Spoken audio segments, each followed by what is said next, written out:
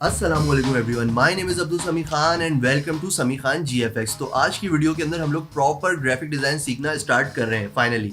सबसे पहले हम लोग ये देखेंगे कि यार क्लाइंट्स किस तरह की रिक्वायरमेंट्स हमें देते हैं ऑनलाइन मार्केट के अंदर, डिमांड सबसे ज़्यादा किन डिज़ाइंस की है जो बिल्कुल सिंपल भी हों, आप जल्दी से सीख भी लें। क्योंकि मैंने आपसे प्रॉमिस किया था पिछली वीडियोज़ में कि अगर आपको बिल्कुल भी कुछ भी नहीं आता, डिज़ाइन के बारे में कुछ नहीं पता, ग्राफिक्स के बारे में कुछ नहीं पता, तो भी आप बहुत ही आसानी से सीख सकते हैं सारी चीज़ें और अपना काम ASAP करना स्टार्ट कर सकते हैं। Without any further delay, let's get started.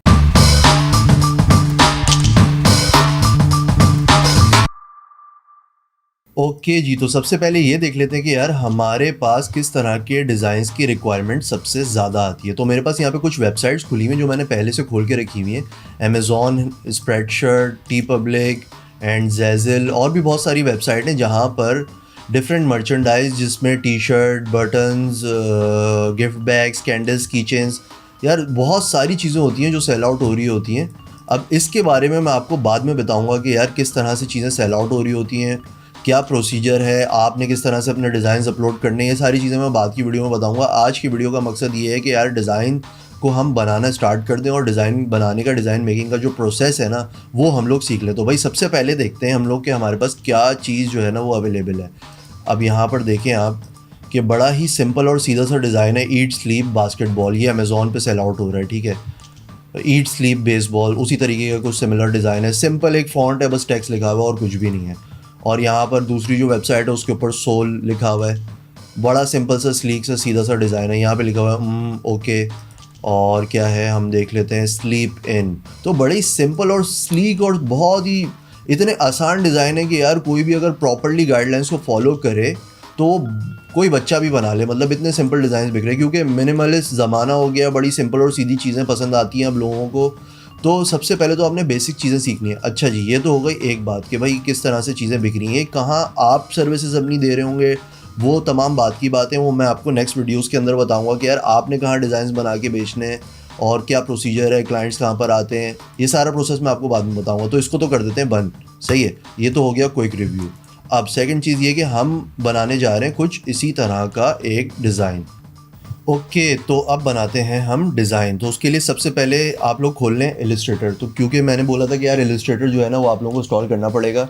तो इलस्ट्रेटर अगर आप लोगों ने नहीं इंस्टॉल किया तो भाई मैं आपको बता देता हूँ, इलस्ट्रेटर इंस्टॉल कर लें। इलस्ट्रेटर के बगैर जो है वो आप काम नहीं कर पाएंगे। फ़ोटोशॉप पे भी आप काम कर सकते हैं, काफ़ी लोगों के पास पहले से फ़ोटोशॉप इंस्टॉल होगा, लेकिन Adobe Illustrator is essential for graphic design. बड़ी सिंपल और सीधी सी बात है, इलस्ट्रेटर आप इंस्टॉल कर लें। और मैं इलस्ट्रेटर अपना खोलने लगा हूँ। एडोबी इलस्ट्रेटर CC 2019 हमने ओपन कर लिया है। अब यहाँ पर आप अगर देखेंगे, थोड़ा सा गौर करें तो बड़ा सिंपल सा इसका इंटरफेस है। मे बी कि अगर आपने फ़र्स्ट टाइम इंस्टॉल किया हो तो आपके पास जो है वो फ्रंट जो स्क्रीन है वहाँ पर एक डायलॉग बॉक्स है, उसको आप स्किप भी कर सकते हैं। जैसे ही आप उसको बंद कर देंगे तो आपके पास यही कुछ इसी तरीके का पैनल यहाँ पे मौजूद होगा। अब सिंपली हमने जो है ना वो एक टेक्स्ट बेस्ड डिज़ाइन, बड़ा सिंपल सा डिज़ाइन करना है। उसके लिए सबसे पहले आप कंट्रोल N प्रेस करें। आप कंट्रोल N भी प्रेस कर सकते हैं, आप फाइल में जाके न्यू पे भी क्लिक कर सकते हैं। आप एक फ़ाइल जैसी लेने के लिए कंट्रोल N प्रेस करेंगे या न्यू पे क्लिक करेंगे तो आपके पास ये पैनल आ जाएगा। अब इस पैनल की कुछ सेटिंग्स हैं यहाँ पे। वैसे तो यहाँ पे इसकी कस्टम बिल्ट इन जो सेटिंग्स हैं वो ऑलरेडी अवेलेबल है यहाँ पे, लेकिन हमने क्योंकि एक टी शर्ट डिज़ाइन करनी है, क्योंकि हम एक आज टाइपोग्राफी बेस्ड टी शर्ट या मग या वट जो भी डिज़ाइन कर रहे हैं, तो उसका यहाँ पे कुछ ना कुछ साइज़ होगा जो आपको या तो क्लाइंट देगा या तो जिस वेबसाइट पे जाना है, अपलोड होना है, वहाँ पर इसकी गाइडलाइंस अवेलेबल होती हैं। अब मेरे पास जो दुनिया की सबसे ज़्यादा स्टैंडर्ड जो गाइडलाइन है जो मेरे पास अवेलेबल है वो है 15 इंचेस बाय 18 इंचेस। यहाँ से आप स्केल इंचेस ले लेंगे, यहाँ पर आप आके लिखेंगे 15, टैब दबाया, वो नेक्स्ट विंडो में आ गया, वहाँ पे आपने आके लिख दिया 18। ओरिएंटेशन इसकी वर्टिकल, ये देखिए यहाँ पे वर्टिकल और हॉरिजॉन्टल की ओरिएंटेशन बता रहा है। हमें वर्टिकल चाहिए आर्टबोर्ड, तो हम वर्टिकल पे क्लिक रहने देंगे, ठीक है। आर्टबोर्ड एक ही चाहिए, एक ले लें, दो ले लें, चार ले लें, डजेंट मैटर, मुझे एक ही चाहिए फ़िलहाल। ये ब्लीड ये ऑफसेट प्रिंटिंग की कहानियाँ हैं, ये बाद में अगर कोई काम इस तरीके का हुआ तो मैं आपको उसमें ब्लीड का यूज़ बता दूंगा। अभी फर्दर हमें और किसी चीज़ की ज़रूरत नहीं है, तो फिर हम क्रिएट पे क्लिक कर देंगे। क्रिएट पे हम जैसे ही क्लिक करेंगे ये हमारी न्यू फाइल बना देगा और ये आ गई हमारी न्यू फाइल। ओके, तो ये न्यू फाइल जो है ना वो आपको एक वाइट कलर का एक आर्टबोर्ड आ रहा है आपके सामने, दैट इज़ इट, और कुछ भी नहीं है। यहाँ पे एक टूल बार आ रही है, यहाँ पे साइड में कुछ सेटिंग्स आ रही हैं, इस पे कैरेक्टर लिखा हुआ है, इस पे अलाइन लिखा हुआ है। तो अगर आपके पास कुछ भी आया, आपने परेशान होने की ज़रूरत नहीं है। सिंपली हमने क्या करना है, हमने टी प्रेस करना है। ओके जी, मेरे पास जो टेक्स्ट आया हुआ है, यानी कि जो डिज़ाइन बनने के लिए आया हुआ है उसका एक टेक्स्ट है। मैं टी प्रेस करूँगा, मैं यहाँ पे क्लिक करूँगा, कैप्स लॉक मैंने ऑन किया हुआ है, FEED और कंट्रोल एंटर, और फिर मैं इसको शिफ्ट का बटन होल्ड करके रखूँगा। मेरे पास ये एरो आ रहा है, तो मैंने एक बाउंडिंग बॉक्स के एक कॉर्नर को पकड़ा और शिफ्ट प्रेस किया और मैंने इसको बड़ा कर दिया। ठीक है, बहुत छोटा आ रहा था तो मैंने इसको बड़ा कर दिया, सिंपल। अब मैं इसको ड्रैग कर रहा हूँ सिर्फ माउस से होल्ड करके, और कुछ भी नहीं कर रहा। अब मैंने इसी की ऑल्टर से कॉपी निकाली, ऑल्टर प्रेस करके कॉपी और माउस से होल्ड करके रख रहा हूँ और शिफ्ट दबा के रख रहा हूँ, तो ये उसकी लाइन में आ रहा है आगे। ठीक है, अब एक वर्ड मेरा फीड है, डबल क्लिक किया मैंने इसके अंदर, मैं गया, और दूसरा वर्ड है मेरा मी मैंने लिखा और कंट्रोल एंटर दबा दिया। ठीक है, अब मसला क्या हो रहा है कि भाई ये जो फॉन्ट आ रहा है ना, ये फॉन्ट मुझे नहीं पसंद। ये बाय डिफ़ॉल्ट फॉन्ट है, जो कि आप ज़्यादातर एडोबी के सॉफ्टवेयर यूज़ करोगे तो उसमें मायरेट प्रो ऊपर आप देख सकते हैं करेक्टर की जगह पे जो आ रहा है। MS ऑफिस में भी इसी तरह से ऊपर आता है हर सॉफ्टवेयर में। अगर आपने थोड़ा बहुत भी कंप्यूटर यूज़ किया तो आपको ज़रा थोड़ा बहुत समझ में आ रहा होगा कि यार ऊपर फॉन्ट लिखा हुआ आ रहा है।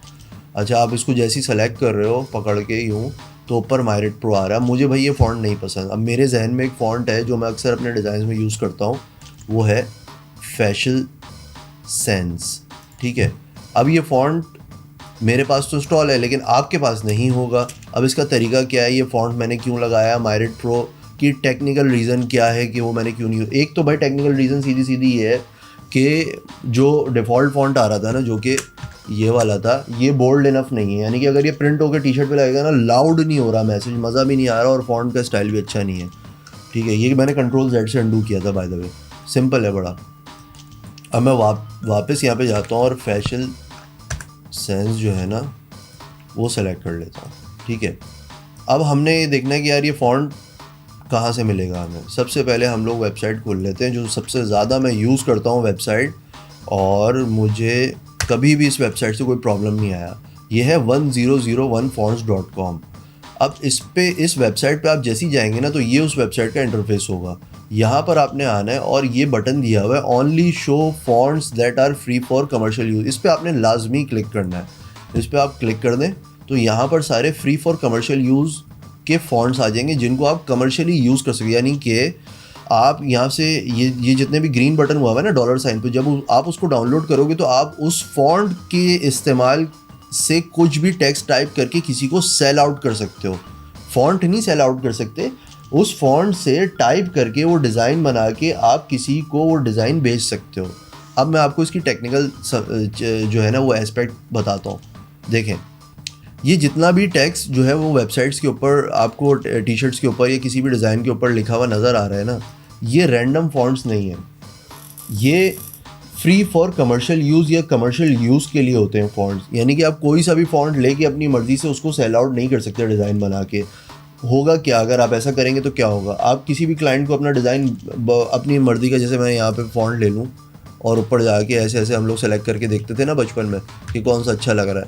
अब जो मुझे अच्छा लगे वो मैंने बना के भेज दिया और क्लाइंट को भी नहीं पता था, और वो बिक भी गया, और वो उसने अपनी अकाउंट पे अपने प्रोफाइल के ऊपर लगा भी दिया और वो सेल आउट भी हो गया। अब वो जिस डिज़ाइनर का था या तो उसने देखा, या फिर हज़ारों लाखों वेबसाइट्स हैं जो कि ट्रैक कर रही होती हैं बैठ के कि यार हमारा ग्राफिक या हमारा फॉन्ट कहाँ पर यूज़ हो रहा होता है, और किसी ने भी ट्रैक कर लिया और उसके अकाउंट पे स्ट्राइक भेजी। अब रिज़ल्ट क्या है कि भाई वो फॉन्ट कमर्शियल यूज़ के लिए होगा ही नहीं, क्योंकि 80% फॉन्ट्स ऐसे होते हैं, या 60% से लेकर 80% फॉन्ट्स ऐसे होते हैं जो कि कमर्शियल यूज़ के लिए नहीं होते। आमतौर पे जो आपको वेबसाइट्स पे फॉन्ट्स की नज़र आ रहे होते हैं उसमें हज़ारों लाखों फॉन्ट्स ऐसे होते हैं जो कमर्शियल यूज़ के लिए नहीं होते, पर्सनल यूज़ के लिए होते हैं। कमर्शियल यूज़ के लिए आपको उस बंदे की वेबसाइट पे जाके उसे 20, 25, $50 पे करके अपने कार्ड से वो फॉन्ट को ख़रीदना पड़ता है। तो ये सारी इसकी साइंस है। अब मैंने आपको शॉर्टकट बता दिया कि आपने 1001fonts.com पे जाना है, वहाँ पे ये बटन प्रेस करना है, तो आपके सारे कमर्शियल यूज़ के लिए जो फॉन्ट्स हैं जो आप अपनी वीडियोस में यूज़ कर सकते हो, ग्राफिक्स के अंदर, आफ्टर इफेक्ट्स पे या स्टिल ग्राफिक्स फोटोशॉप इलस्ट्रेटर पे बना रहे हो, हर जगह आप यूज़ करके उस फॉन्ट से आप डिज़ाइंस क्रिएट करके कुछ भी टाइप करके आप क्लाइंट्स को सेल आउट कर सकते हो। तो ये सारे वो फॉन्ट्स होते हैं। ये बहुत ज़्यादा टेक्निकल चीज़ है। अगर आपने किसी को भी ये फॉन्ट रैंडम यूज़ करके सेल आउट किया है और उसके अकाउंट पे स्ट्राइक आ गई, वो आपकी प्रोफाइल पर आएगा जहाँ पर भी आप अपना काम सेल आउट कर रहे होंगे, वहाँ पर आके वो स्ट्राइक देगा, कस्टमर केयर को कंप्लेन करेगा, तो फिर भाई आपका अकाउंट जो है ना वो गया। तो यहाँ पर तो हो गई ये बात ख़त्म कि यार आपने फ़ॉन्ट कहाँ से लेना है, कहाँ से डाउनलोड करना है। अब चलते हैं हम लोग डिज़ाइन के प्रोसेस की तरफ। यहाँ पर मैंने फीड और मी को अलग अलग लिख के जो है ना वो सेपरेटली टेक्स्ट बॉक्स के अंदर लिख के रख दिया है। अब मेरे पास जो मुझे डिज़ाइन करना है वो बड़ा सिंपल सा है। मैंने शिफ्ट प्रेस किया, पहले तो इसको मैंने सेलेक्ट किया, शिफ्ट प्रेस किया, और जैसे ही मैं कर्सर इसके एक बाउंडिंग बॉक्स के एक कॉर्नर पे लेके जा रहा हूँ ना, तो ये रोटेशन का मुझे एरो दे रहा है। यहाँ से मैं इसको होल्ड करूँगा, लेफ़्ट क्लिक करूँगा और ये मैंने इसको रोटेट कर दिया। ठीक है, रोटेट करके अब मैं स्पेस बार से हैंड टूल आ जाता है, इससे मैं पकड़ के मैं पूरे अपने कैनवस को घुमा रहा हूँ। ठीक है जी, जैसे कि आप ऐसे यूँ घुमाएंगे या स्क्रॉल, माउस में जो स्क्रॉल होता है उससे नीचे करेंगे, बड़ा अनप्रोफेशनल सा होता है काम करते वक्त। तो हमारी शुरू से जो हम लोगों की काम करते हुए आदत बन गई वो ये कि भाई स्पेस बार पकड़ा और यहाँ से आपने पूरा कैनवस मूव किया, तो ज़रा थोड़ा सा आसानी रहती है चीज़ों को मूव करने में। स्पेस बार से आप आगे पीछे पूरे वर्किंग एरिया को कर सकते हैं। तो मैंने यहाँ से इसको थोड़ा सा नीचे किया और ये मैंने दोबारा से शिफ्ट पकड़ा और आर्ट बोर्ड के पूरे आर्ट बोर्ड के ऊपर एक्सटेंड कर दिया। ठीक है जी, ये तो हो गया एक काम। अब ये है दूसरा काम कि मी को कहाँ पे एडजस्ट करना है। मी को अभी यहाँ साइड में रखते हैं और इसको मैं थोड़ा सा छोटा कर देता हूँ। जैसे मैंने बड़ा किया था वैसे ही मैंने शिफ्ट पकड़ के छोटा किया। अच्छा, यहाँ पे जो टेक्निकल बात ये है नए लोगों के लिए, वो ये है कि भाई शिफ्ट के बगैर आपने छोटा बड़ा करेंगे तो वो ऐसे छोटा बड़ा होगा कि भाई फॉन्ट का जो प्रोपोर्शन है ना वो बिल्कुल ख़राब हो जाएगा। तो आपने शिफ्ट ऑल द टाइम आपने छोटा और उसको एनलार्ज करते वक्त शिफ्ट होल्ड करके रखना है, शिफ्ट को छोड़ना नहीं है। ठीक है, ये तो हो गई एक बात। अब ये मैं जूम इन जूम आउट के लिए Z का बटन यूज़ कर रहा हूँ। Z आप प्रेस करेंगे तो आपके पास ये प्लस और माइनस साइन का आ जाएगा, ये यानी कि जूम इन जूम आउट करने का टूल आ जाएगा। ठीक है, अब मैं सिर्फ डायरेक्ट बगैर कोई बटन प्रेस किए अगर क्लिक करूँगा तो ये जूम इन होगा। ठीक है, और मैं ऑल्टर प्रेस करूँगा तो जूम इन के जो टूल है ना, जूम का जो टूल है उसमें माइनस का साइन आ जाएगा। अब मैं क्लिक करूँगा तो जूम आउट होगा। सिंपल है, बहुत सिंपल है। ठीक है, ये आप 2-3 बार प्रैक्टिस करेंगे आपको आ जाएगा। अच्छा जी, अब मुझे इसको अलाइन करना है। अलाइन से मकसद ये कि ये जो पूरा कैनवस नज़र आ रहा है ना, मुझे इस कैनवस के एग्जैक्टली बीच में परफेक्टली प्लेस हो, ये टेक्निकली आगे पीछे ज़रा सा भी नहीं हो, 0.01 मिलीमीटर का भी जो है ना वो आगे पीछे इसमें ना हो प्रिंटिंग के वक्त। क्योंकि डिज़ाइन के अंदर जो आपने सिंपल डिज़ाइन बनाते वक्त जो चीज़ों को मद्देनज़र रखना है ना, वो कोई भी बंदा ये देख के बोल सकता है कि यार ये तो बहुत सिंपल सा डिज़ाइन है, इसमें आपने क्या किया, या इसमें ये तो मेरा बच्चा भी बना ले। समटाइम्स ऐसा होगा आपके साथ कि आप बड़ा कोई सिंपल सा डिज़ाइन बना रहे होगे और वो कोई भी आपको बोल देगा यार ये तो कोई बच्चा भी बना ले, लेकिन इतना आसान नहीं होता। देखें, सिंपल डिज़ाइन बनाना और टेक्निकल डिटेल्स को मद्देनज़र रख कर डिज़ाइन बनाना, ये बहुत ज़मीन आसमान का फ़र्क है।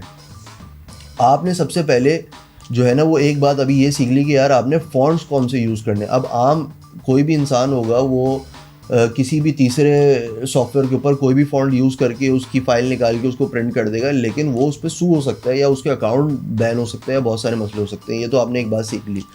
दूसरी बात क्या है कि टेक्निकल डिटेल्स प्रिंटिंग के वक्त, चाहे आपने एक डॉट लगाया है, एक रेक्टेंगुलर शेप बनाया है या सिंपल फ़ॉन्ट लिख से कुछ टाइप किया है, उसको भी आपने परफेक्टली अलाइन करके फ़ाइल को प्रिंटर तक पहुंचाना कैसे, ये सारी चीज़ें, ये सारी टेक्निकल डिटेल्स होती हैं।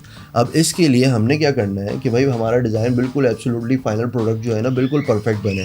उसके लिए हमने क्या करना है कि हमने ऑल्टर की मदद से, जैसे मैंने पहले शुरू में कॉपी निकाली थी, वैसे ही मैंने ये ऑल्टर से साइड में लेकर आया मैं।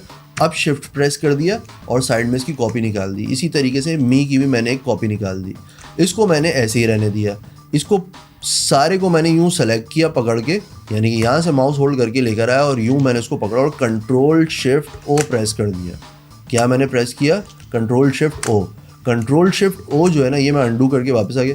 कंट्रोल शिफ्ट ओ जो है ना वो शॉर्टकट है, इस सारे फॉन्ट को कन्वर्ट कर देगा ये एक शेप के अंदर, यानी कि जब ये कन्वर्ट हो जाएगा ना आप उसमें फिर कुछ टाइप नहीं कर पाएंगे।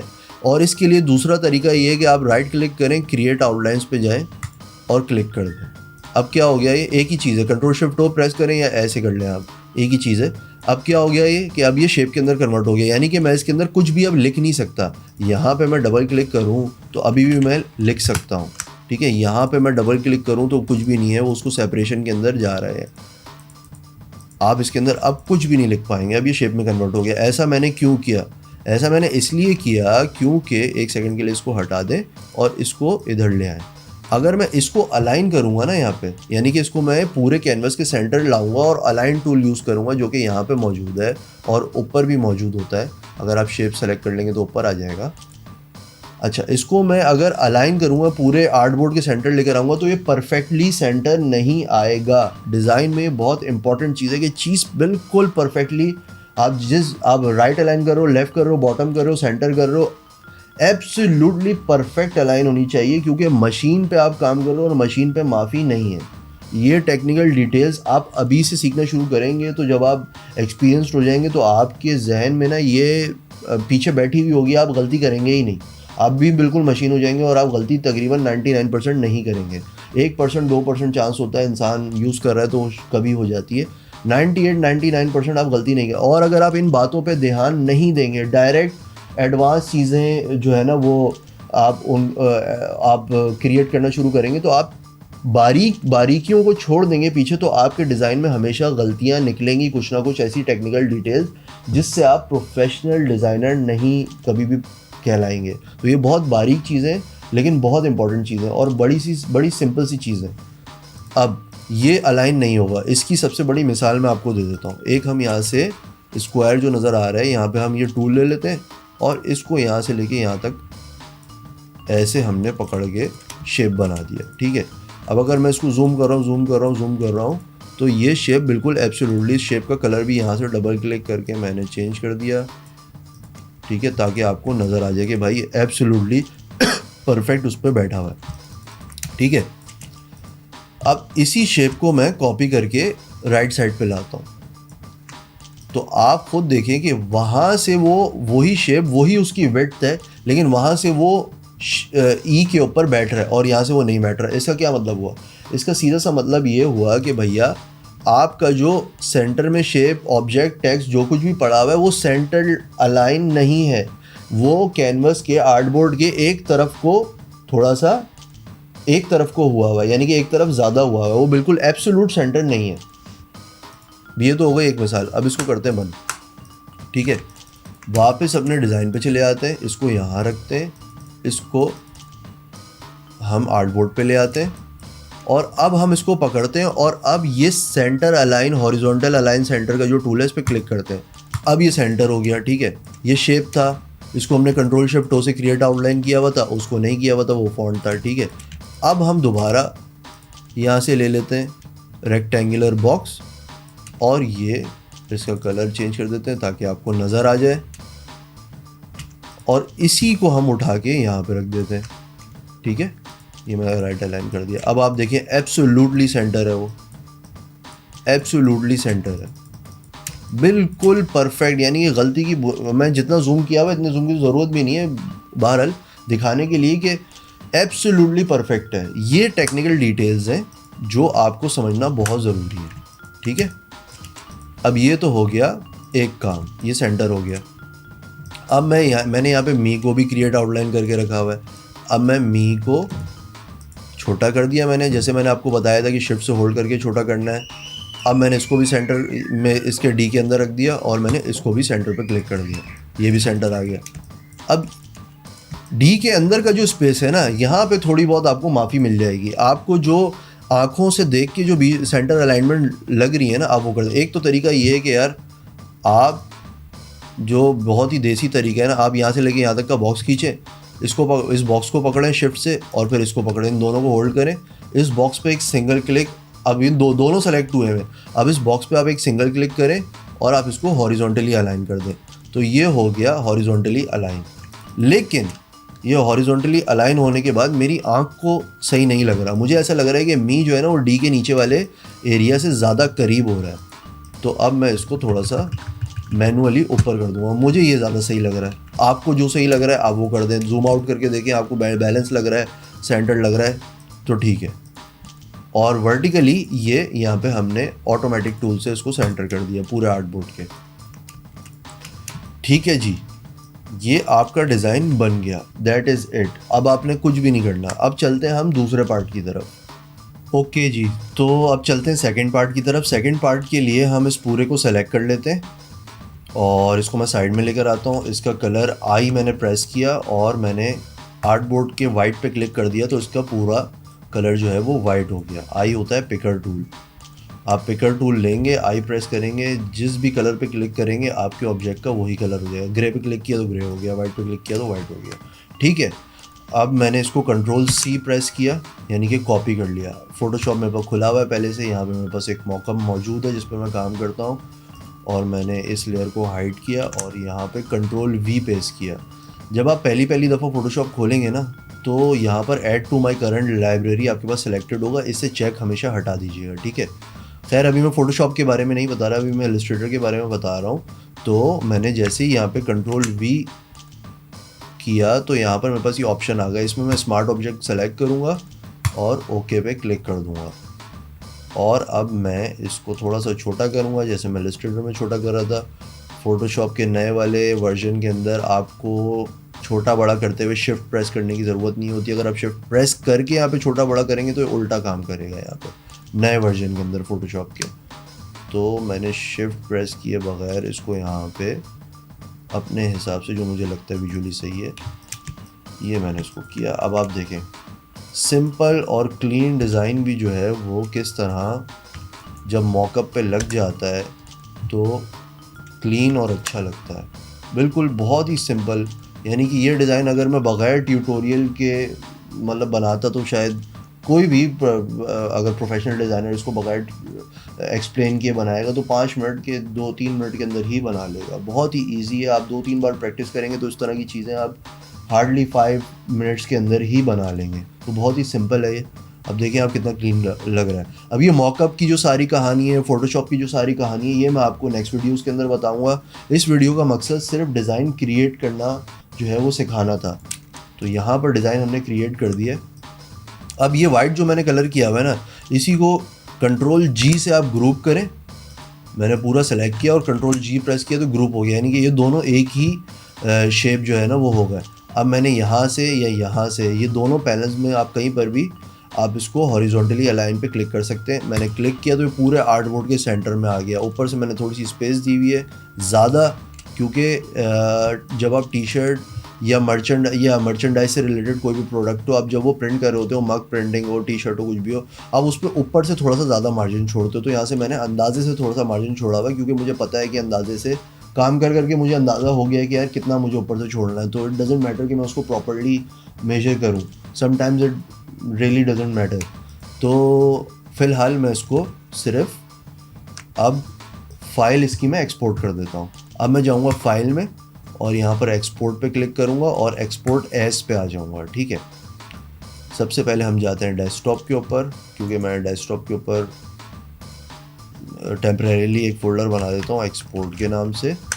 ठीक है, और यहाँ ये मुझे सेटिंग दे रहा है कि भाई यूज़ आर्टबोर्ड पे चेक नहीं हुआ हुआ, और यहाँ से पीएनजी ऑलरेडी सेलेक्ट हुई हुई है। ठीक है, अब यहाँ पर आप आएंगे ना तो आपको बहुत सारे ऑप्शंस आ जाएंगे, लेकिन अगर आपको फ़ाइल क्लाइंट को देनी है तो आप पीएनजी निकालोगे। पीएनजी ट्रांसपेरेंट फाइल होती है जिसके अराउंड जो है ना वो बैकग्राउंड किसी किस्म का नहीं होता। आपने पीएनजी सेलेक्ट करनी है, यूज़ आर्टबोर्ड पे आपने क्लिक करना है, और अगर आपके पास मल्टीपल आर्टबोर्ड्स पे काम हुआ हुआ है, सारों की इंडिविजुअली आपने पीएनजी निकालनी है तो ऑल पे क्लिक कर देना है। एक पे काम हुआ तो एक पे कर देना है। अभी मैं ऑल पे करूँगा तब भी एक ही निकलेगी, क्योंकि आर्टबोर्ड ही एक ही है।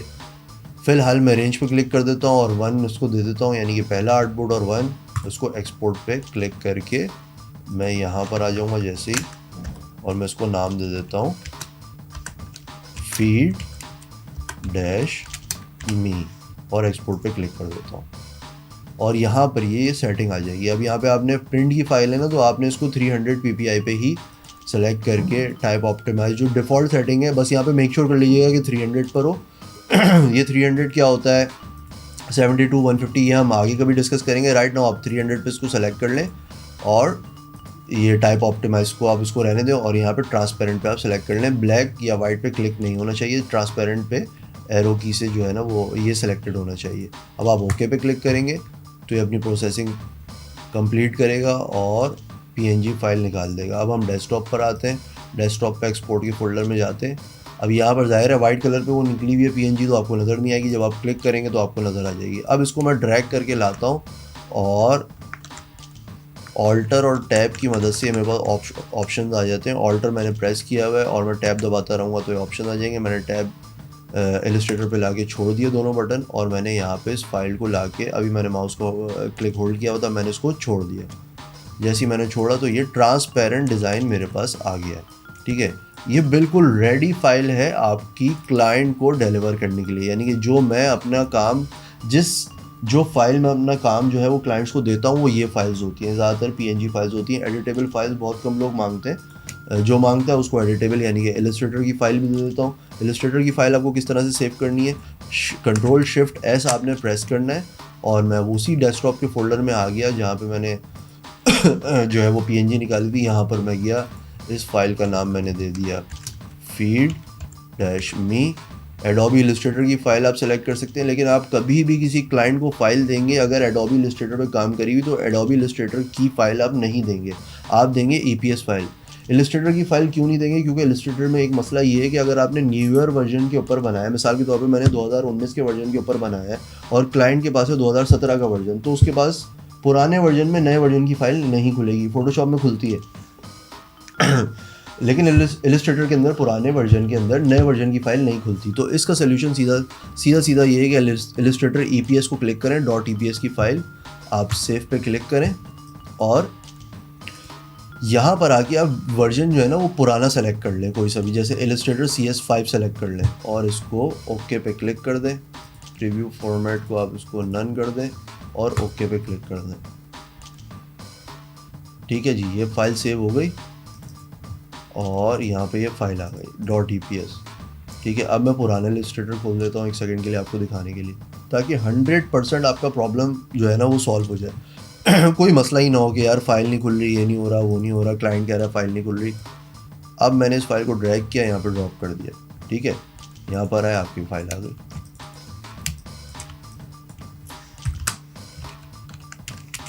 वैसी की वैसी फ़ाइल।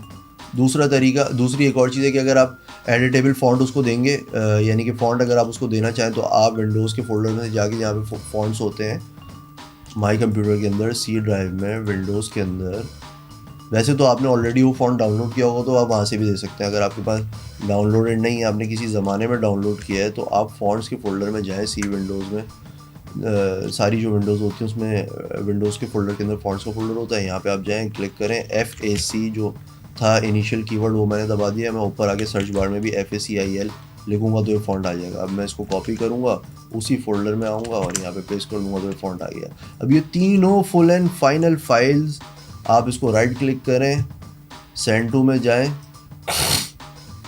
और इसको ज़िप करें और फीड मी प्रोजेक्ट इसको नाम दें, ये पूरा उठाएं और क्लाइंट को दे दें। इसके बाद ऐसी कोई चीज़ नहीं है कि वो आपसे मांगे यार तुमने ये नहीं दिया, यार तुमने वो नहीं दिया। मतलब ये काम डिलीवर करने का प्रोफेशनल तरीका है, दैट इज़ इट। इसके बाद आपको और कोई चीज़ नहीं चाहिए। सारी टेक्निकल डिटेल्स मैंने आपको बता दी हैं, डिज़ाइन कैसे बनेगा, फ़ाइल कौन सी, आउटपुट जो है वो आपने निकालना है, जो डिलीवर करना है क्लाइंट को, वो भी मैंने बता दिया।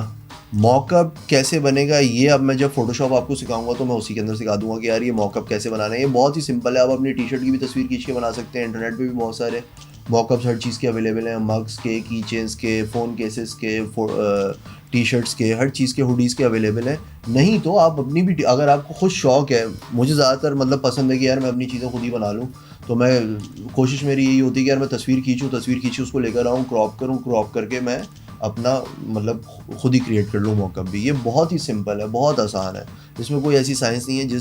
जब मैं आपको फ़ोटोशॉप सिखाऊंगा तो फिर मैं आपको ये मॉकअप बनाना भी सिखा दूँगा, बहुत आसान है। अभी फ़िलहाल के लिए इसको बंद कर देते हैं, दैट इज़ इट।